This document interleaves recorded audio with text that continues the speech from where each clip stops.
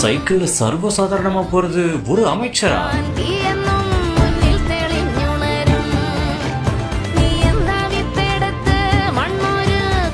அமைச்சர்னு மறந்துட்டு பொதுமக்கள் அதிகம் கூடும் இடத்துலயும் சைக்கிள்ல போற பிரபலம் 57 வயசுல 10 கிலோமீட்டர் தூரம் சைக்கிள்லயே போறாரு. அவ்வளவு எனர்ஜியா? யார் அந்த அமைச்சர்?